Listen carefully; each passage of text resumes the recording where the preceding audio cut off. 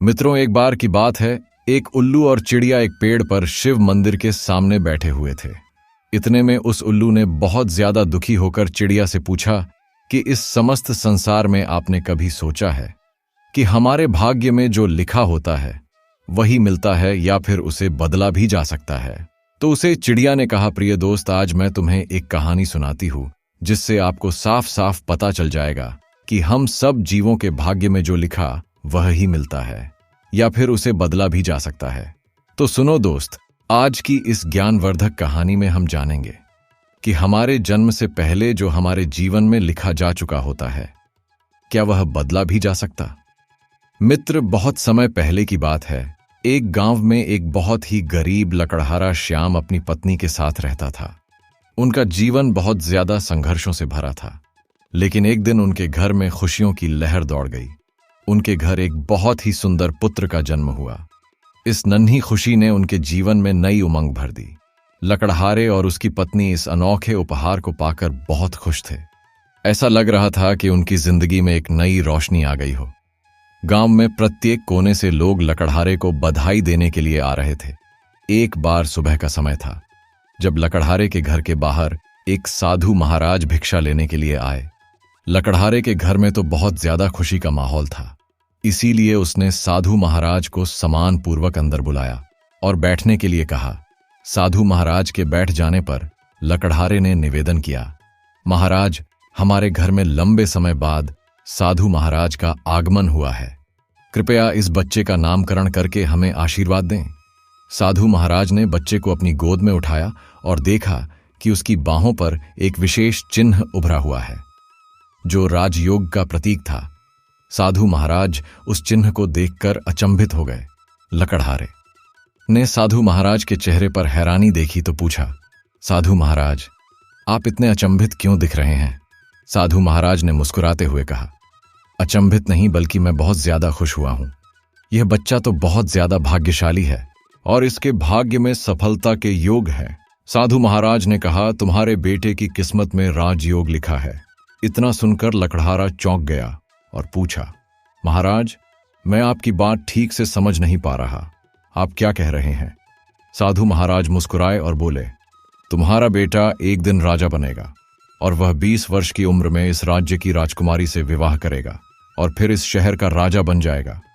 साधु महाराज की यह बात सुनकर लकड़हारा खुशी से झूम उठा।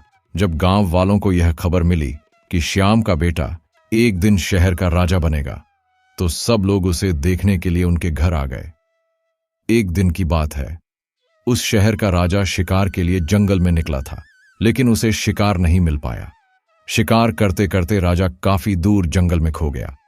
अब उसकी प्यास बढ़ने लगी, लेकिन आसपास कोई नदी या तालाब नहीं था जहां वह पानी पी सके। राजा ने कई घंटे जंगल में भटकते हुए पानी की तलाश की और आखिरकार वह उसी गांव में पहुंच गया जहां श्याम लकड़हारा अपनी पत्नी और बच्चे के साथ रहता था।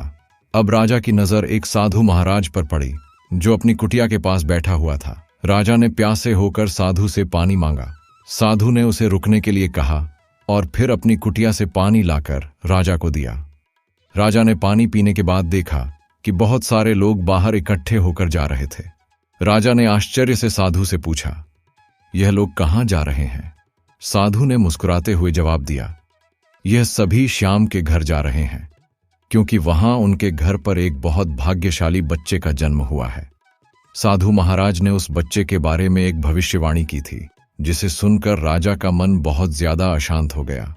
राजा ने उस साधु महाराज से पूछा, ऐसी कौन सी भविष्यवाणी है जिसके कारण सभी लोग श्याम के घर जा रहे हैं? साधु महाराज ने कहा, साधु महात्मा ने भविष्यवाणी की है कि जब श्याम का बेटा 20 साल का होगा तो वह इस राज्य के राजा की पुत्री से विवाह करेगा और बाद में वह इस राज्य का शासक बनेगा। राजा यह सुनकर चौंक गए और बहुत क्रोधित हुए। वह मन ही मन यह सोचने लगे कि एक साधारण लकड़हारे का बेटा कैसे मेरी पुत्री से विवाह कर सकता है और राज्य का शासक बन सकता है। राजा ने साधु महाराज से कहा, साधु महाराज जी, मैं इस राज्य का राजा हूं। आप क्या सोचते हैं? मैं एक साधारण लकड़हारे के बेटे के साथ अपनी बेटी की शादी कर दूंगा? ऐसा बिल्कुल नहीं हो सकता है। इतना सुनकर साधु महाराज ने शांत स्वर में कहा, राजन, जो इस बच्चे के भाग्य में लिखा है उसे कोई नहीं बदल सकता। राजा ने खुद पर घमंड करते हुए कहा, साधु महाराज, आप भगवान का लिखा हुआ मिटाकर दिखाइए, नहीं तो मैं वह करके दिखाऊंगा। साधु महाराज मुस्कुराए और बोले, राजा, मैं भी वही हूं और आप भी वही हैं। देखते हैं कि क्या होता है और यह सब कैसे घटित होता है। राजा ने साधु महाराज को प्रणाम किया और वापस अपने महल लौट गया। लेकिन टेंशन की वजह से रात भर उसकी नींद उड़ी हुई रही और मन ही मन वह यह सोच रहा था कि किसी भी कीमत पर साधु महाराज की भविष्यवाणी को सच नहीं होने देगा। अगले दिन राजा ने अपना वेश बदल लिया और एक व्यापारी बन गया और श्याम के गांव की ओर निकल पड़ा। गांव पहुंचकर जैसे तैसे वह वहां के लोगों से पूछताछ करते करते श्याम के घर तक जा पहुंचा। राजा ने घर के बाहर से आवाज लगाई और श्याम उसकी आवाज सुनकर बाहर आ गया। आप कौन हैं और यहां किस लिए आए हैं? व्यापारी बने। राजा ने कहा, मैं पास के शहर का एक साधारण व्यापारी हूं और लकड़ियों का व्यापार करता हूं। मैंने सुना है कि तुम्हारे घर में एक बहुत ही भाग्यशाली बच्चे का जन्म हुआ है और उसकी किस्मत में बड़े राजयोग हैं। श्याम ने कहा, हां, आपने सही सुना है। व्यापारी ने मुस्कुराते हुए कहा, अगर आप बुरा ना माने तो एक बात बोलूं।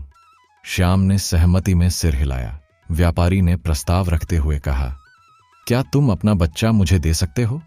इसके बदले में मैं तुम्हें बहुत सारा धन दूंगा। व्यापारी ने श्याम से कहा, मैं ना केवल तुम्हें धन दूंगा बल्कि तुम्हारे बच्चे की पूरी देखभाल भी करूंगा।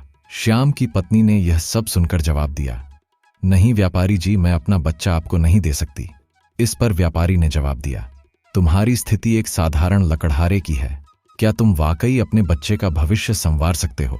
श्याम ने गहरी सोच में पड़ते हुए कहा, शायद आप सही कह रहे हैं, हम इसके लिए सक्षम नहीं हैं। श्याम की बात सुनकर उसकी पत्नी ने भी सहमति जताते हुए कहा, ठीक है व्यापारी जी, हम आपके भरोसे अपना बच्चा सौंपने के लिए तैयार हैं। व्यापारी बने। राजा ने श्याम से वादा करते हुए कहा, मैं इस बच्चे का पालन पोषण करूंगा, लेकिन जब यह 20 साल का हो जाएगा तब इसे तुम्हारे पास लौटा दूंगा। श्याम ने साधु महाराज से सहमति में जताते हुए हां किया और व्यापारी बच्चे को अपने साथ ले गया। व्यापारी बच्चे को लेकर एक गहरी नदी के किनारे पहुंचा। उसने सोचा कि वह इस बच्चे को नदी में छोड़ दूं ताकि इसका जीवन यही समाप्त हो जाए। लेकिन जैसे ही उसने बच्चे का मासूम चेहरा देखा, उसका मन घबरा गया और उसे बच्चे को छोड़ने का साहस नहीं हुआ। मन ही मन काफी सोच विचार के बाद व्यापारी ने एक मजबूत लकड़ी की टोकरी ली और बच्चे को उसमें रखकर उसे नदी में बहा दिया। व्यापारी ने सोचा कि यह टोकरी नदी के गहरे पानी में जाकर डूब जाएगी और बच्चा वहीं खत्म हो जाएगा।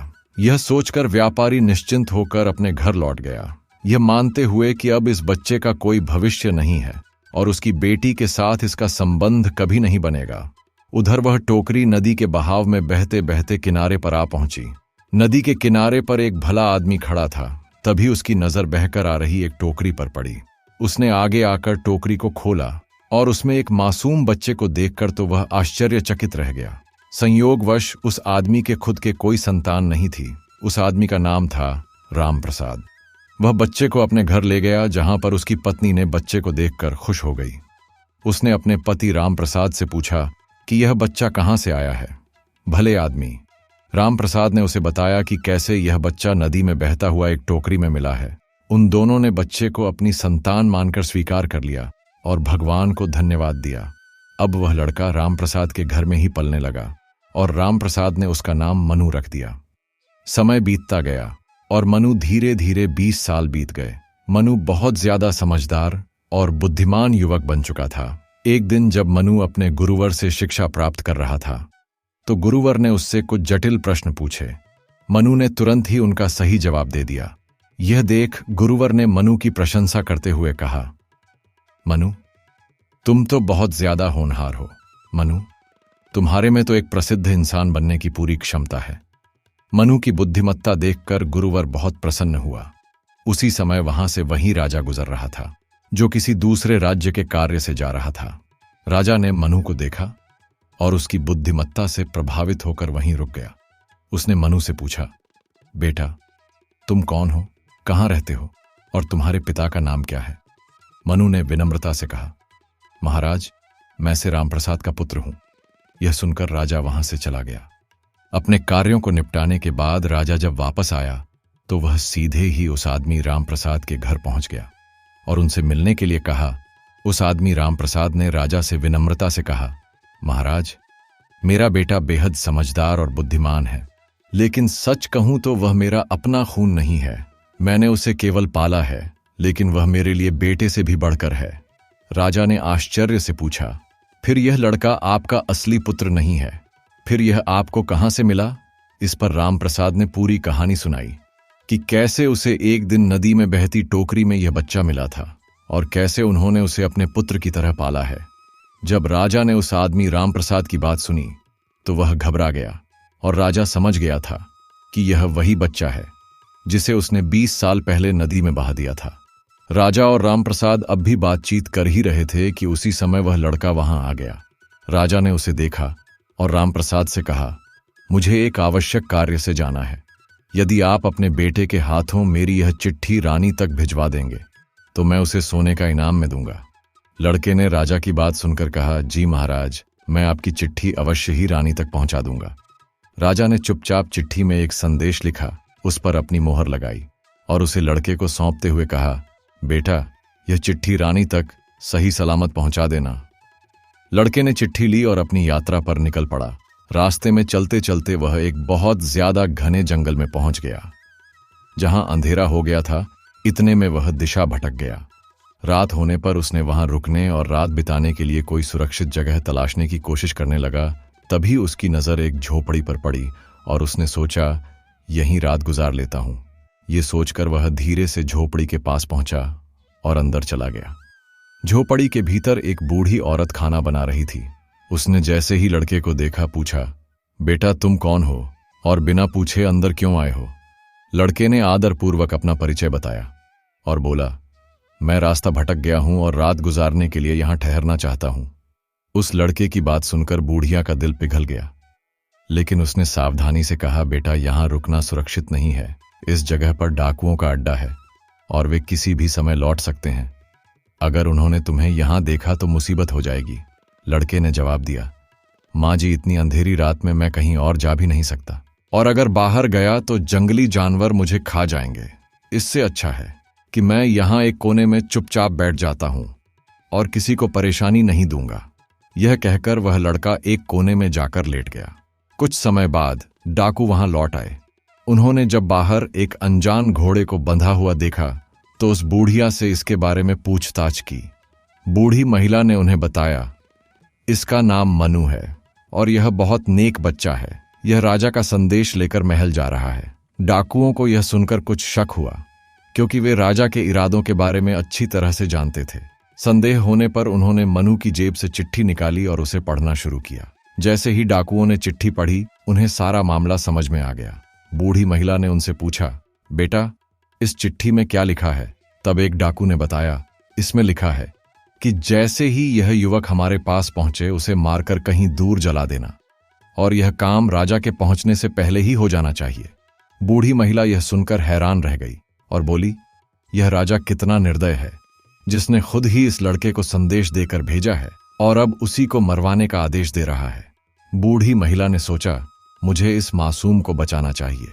उसने डाकुओं से बात की और फिर उन्होंने एक नई चिट्ठी लिखकर उसे पुरानी चिट्ठी से बदल दिया और चुपचाप मनु की जेब में रख दी। इसके बाद डाकू वहां से चले गए। सुबह होते ही मनु जागा और बूढ़ी महिला को धन्यवाद देकर अपनी यात्रा पर आगे बढ़ गया। कुछ समय बाद वह राजमहल पहुंचा और उसने चिट्ठी महारानी को सौंप दी।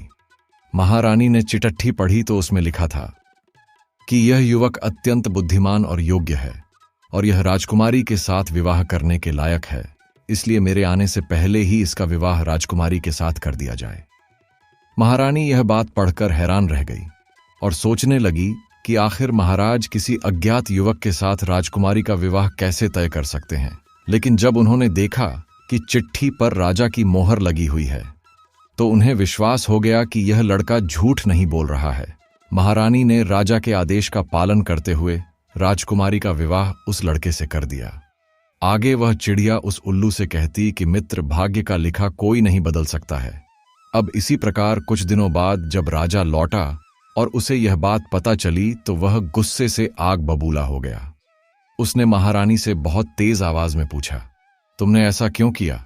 महारानी ने शांत स्वर में उत्तर दिया, महाराज, जैसा आपने चिट्ठी में आदेश दिया था मैंने वैसा ही किया। राजा ने तुरंत महारानी से कहा, मुझे वह चिट्ठी दिखाओ। जब महारानी ने चिट्ठी राजा को दिखाई तो राजा ने उसमें लिखा हुआ कुछ और ही मिलता है। यह देखकर राजा का गुस्सा और ज्यादा बढ़ गया और उसने अपने सैनिकों को आदेश दिया, जाओ उस लड़के को पकड़कर मेरे सामने लाओ। सैनिक तुरंत गए और मनु को पकड़कर दरबार में ले आए। क्रोध से भरे राजा ने मनु से कहा, तुमने छल से मेरी पुत्री से विवाह कर लिया, परंतु मैं तुम्हें अपना दामाद स्वीकार नहीं करूंगा। मनु ने विनम्रता से उत्तर दिया, महाराज, मैंने कोई छल नहीं किया, मैं निर्दोष हूं और आपकी आज्ञा का पालन ही किया है। राजा ने मनु की बात सुनकर कहा, तुम मुझे पागल बनाने की कोशिश कर रहे हो, लेकिन मैं तुम्हें कभी भी अपना दामाद स्वीकार नहीं करूंगा। तभी एक सैनिक ने आकर राजा को सूचित किया, महाराज, बाहर एक साधु महाराज आए हैं और वे आपसे तुरंत मिलना चाहते हैं। राजा ने साधु महाराज को अंदर बुलाने का आदेश दिया। साधु महाराज के प्रवेश करते ही राजा ने उठकर उन्हें प्रणाम किया और विनम्रता से उनके आने का कारण पूछा। साधु महाराज ने कहा, राजन, ऐसा लगता है कि तुमने मुझे पहचाना नहीं। राजा ने विनम्रता से कहा, नहीं महाराज, मैंने आपको नहीं पहचाना। साधु महाराज ने मुस्कुराते हुए कहा, राजन, मैं वही व्यक्ति हूं जिसके साथ तुमने 20 साल पहले भाग्य को चुनौती देने की बात की थी। साधु महाराज की यह बात सुनते ही राजा चौंक गया और उसे सब कुछ याद आ गया। साधु महाराज ने फिर मुस्कुराते हुए कहा, तो बताओ राजन, क्या तुमने भाग्य का लिखा मिटा दिया? राजा ने अपनी दृष्टि नीची करते हुए कहा, नहीं साधु महाराज जी, मैं भाग्य के सामने हार गया हूं। साधु महाराज ने राजा से कहा, राजन, भाग्य को कोई पराजित नहीं कर सकता। अब मनु को अपना दामाद स्वीकार कर लो और अपना राजपाट उसे सौंप दो। राजा ने विनम्रता से कहा, जैसा आप कह रहे हैं साधु महाराज जी, मैं वैसा ही करूंगा। साधु महाराज राजा को समझाकर वहां से चले गए। राजा ने मनु से माफी मांगी और पूरा राजपाट उसे सौंप दिया। अंत में उस चिड़िया ने उल्लू को बताया कि चिड़िया ने उल्लू से कहा कि हमारे भाग्य में जो लिखा होता है वही हमें हमेशा मिलता है या उसे बदला नहीं जा सकता। उल्लू ने कुछ पल सोचा और कहा, भाग्य और कर्म का गहरा संबंध है। जो लिखा गया है वह हमारे पिछले कर्मों का फल है, लेकिन वर्तमान के कर्मों से हम अपने भविष्य को बदल सकते हैं। अगर हम अपने प्रयास और परिश्रम से अपने जीवन को दिशा दें तो हम अपनी सीमाओं को पार कर सकते हैं। अब चिड़िया मुस्कुराई और बोली, सचमुच कर्म ही हमारे जीवन की चाबी है। भाग्य कोई पत्थर की लकीर नहीं है, यह हमारे पिछले कर्मों का प्रतिबिंब है, लेकिन वर्तमान के कर्म इसे बदल सकते हैं। जैसे नदी की धारा पहले से तय होती है, लेकिन अगर हम मेहनत से एक नया बांध बना दें तो पानी की दिशा बदल सकती है। इसी तरह हमारा परिश्रम और संकल्प हमारे जीवन की धारा को नया मोड़ दे सकता है। यह पूरी कहानी सुनकर उल्लू प्रसन्न हो गया और बोला, अब मैं समझ गया कि केवल भाग्य पर निर्भर रहना कमजोरी है। हमें कर्म के द्वारा अपने जीवन को बेहतर बनाना चाहिए और यही जीवन का सच्चा मार्ग है। तो दोस्तों, कैसी लगी आज की हमारी यह रोचक कहानी? कमेंट करके अवश्य बताएं और हमारे चैनल को लाइक करें, ज्यादा से ज्यादा लोगों को शेयर करें और हमारे चैनल को सब्सक्राइब करना ना भूलें। धन्यवाद। जय श्री कृष्णा। राधे राधे।